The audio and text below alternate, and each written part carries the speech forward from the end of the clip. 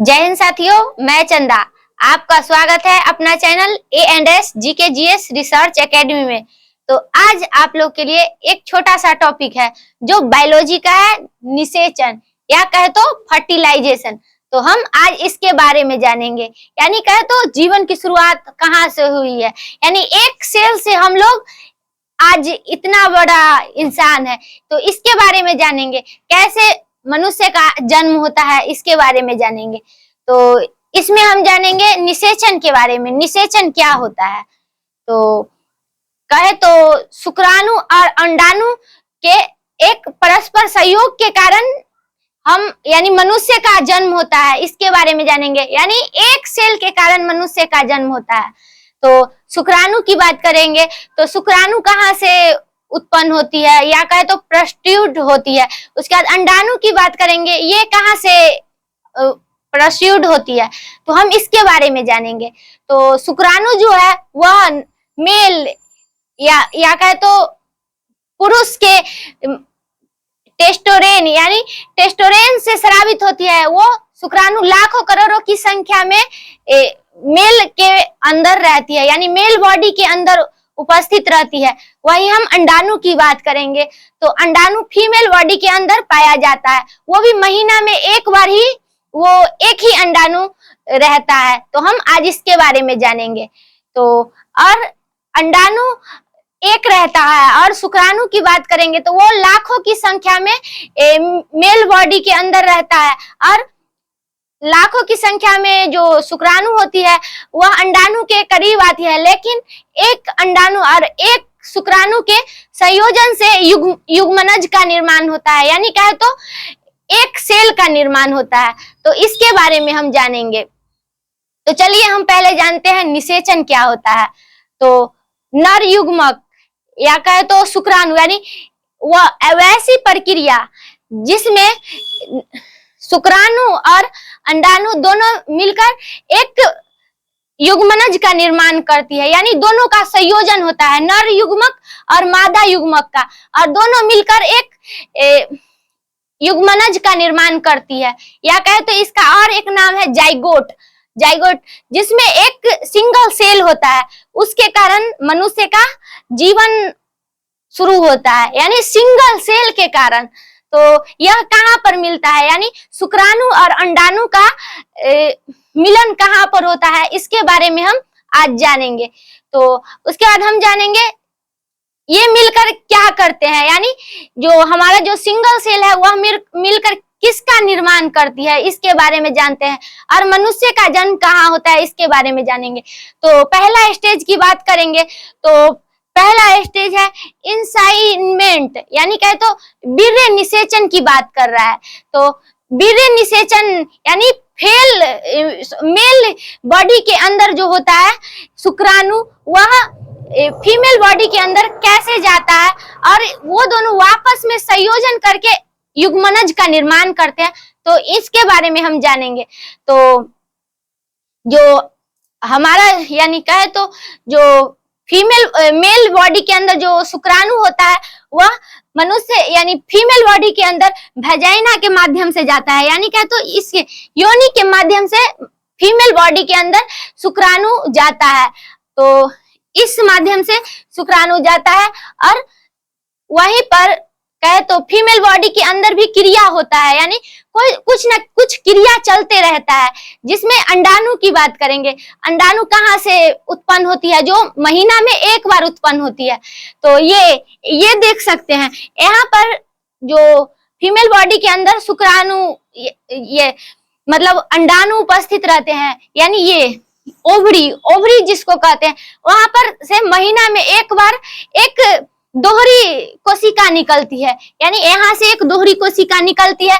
उसके बाद इसको ये जब निकलती है तो इसको तुरंत झिल्ली यानी कहे तो फैलोपियन ट्यूब में एक झिल्ली होती है, वह तुरंत इसको कैच कर लेती है, यानी पकड़ लेती है। जैसे ही अगर कहे तो अंडाणु मतलब निकलती है, यानी ओवरी से जब अंडाणु निकलती है तो इसको तुरंत कीपक या कहे तो फैलोपियन ट्यूब में एक होती है झिल्ली, यानी झिल्ली वह तुरंत इसको पकड़ लेती है, यानी कहते यह कीपक है, तो ये इसको पकड़ लेती है। उसके बाद इसको फैलोपियन ट्यूब में भेजती है, यानी कहे तो इसको फैलोपियन ट्यूब में भेजती है। और फैलोपियन ट्यूब में एक होती है तुम्बिका, तुम्बिका में जाकर अंडाणु और शुक्राणु का निषेचन होता है, यानी मिलन होता है। यानी कहे तो इधर से शुक्राणु जो मेल बॉडी से जो शुक्राणु आया है वह फीमेल के अंदर इस माध्यम से जाता है, यानी इस माध्यम से, यानी वजाइना के माध्यम से। वही अंडाणु की बात करेंगे तो वो पहले अंडाशय से फूटती है, उसके बाद झिल्ली में जाती है, झिल्ली उसको पकड़ के कीपक में भेजती है। उसके बाद कीपक कहे तो वो फैलोपियन ट्यूब का एक हिस्सा होता है, तो फैलोपियन ट्यूब फिर तुम्बिका में भेजती है, यानी तुम्बिका यहाँ पर है, यहाँ पर जाके दोनों का मिलन होता है। यानी इधर से लाखों की संख्या में शुक्राणु जाता है और इधर से एक संख्या में अंडाणु जाता है। तो यहाँ पर जो लाखों संख्या में जाता है वह तेजी से भागता है, यानी अत्यधिक गति करता है कि पहले हम जाए तो हम जाए।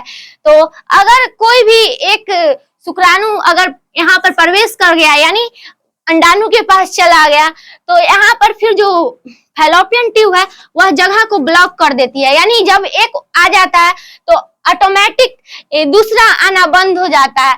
और वो जो शुक्राणु होता है वह ब्लड के माध्यम से फिर वजाइना के द्वारा बाहर निकल जाती है। तो इसको याद रखिएगा। तो जब यहाँ पर इस दोनों का मिलन होगा, यानी शुक्राणु और अंडाणु का मिलन होता है, तो यानी क्या तो युग्मनज का निर्माण होता है। यानी क्या तो यहाँ पर 2, 4, 6, 8, 10, 16 यानी अत्यधिक मात्रा में 32 मात्रा में यहाँ पर युग्मनज का निर्माण होती है। फिर धीरे धीरे ये यहाँ पर आएगी, यानी ग्रीवा नाल तक आएगी, यहाँ पर इस दीवार में आकर चिपक जाएगी और यहाँ पर अत्यधिक यानी एक आकार लेती है, यानी युग्मनज का एक अच्छा सा आकार लेती है। उसके बाद यहाँ पर जब युग्मनज अच्छी तरह से बन जाती है तो तब इसको यहाँ यानी गर्भ में डाल दिया जाता है, यानी ये जो मादा का जो गर्भ होता है इसमें डाल दिया जाता है, तब जाकर एक मनुष्य का निर्माण होता है। तो इसको याद रखिएगा, यही था निषेचन का प्रक्रिया। तो इसी के माध्यम से मनुष्य का जन्म होता है, यानी संतति का निर्माण होता है। तो इसको याद रखिएगा। तो अब हम जानते हैं थोड़ा सा किस तरह से शुक्राणु और अंडाणु का मिलन होता है तुम्बिका में, इसके बारे में जानेंगे। तो पहले हम शुक्राणु की बात करेंगे। जैसा कि हम अभी आपको बताए ही है तुरंत, जो शुक्राणु जो होता है वह मेल बॉडी के अंदर होता है और वह फीमेल बॉडी में वीर्य निषेचन के द्वारा आता है, यानी फीमेल बॉडी में वीर्य निषेचन के द्वारा वजाइना में प्रवेश कराया जाता है। तो उसी तरह शुक्राणु जो है वह योनि में प्रवेश करता है। उसके बाद योनि से वो ग्रीवा में जाता है, ग्रीवा से वो गर्भाशय में जाता है और गर्भाशय से संकीर्ण पथ में, उसका संकीर्ण पथ से वह तुम्बिका में डायरेक्ट आता है, यानी कहे तो यहाँ पर आता है। ये आपको जो ये तुम्बिका वाला जो भाग दिख रहा है वो इस माध्यम से जाता है और यहाँ से यहाँ तक आते आते यहाँ तुम्बिका तक आता है। वही हम अंडाणु की बात करेंगे तो अंडाणु जो है वह उसके अंडाणु से झिल्ली में जाती है, यानी ये जो अंडाणु आपको दिख रहा है उसके बाद ये झिल्ली में जाएगी, उसके बाद झिल्ली से वह कीपक में जाएगी। तो ये कीपक आपको दिख रहा होगा। उसके बाद कीपक से यह तुम्बिका में जाती है, यानी ये तुम्बिका में जाती है, जो ये देख सकते हैं आप, ये कीपक से तुम्बिका में।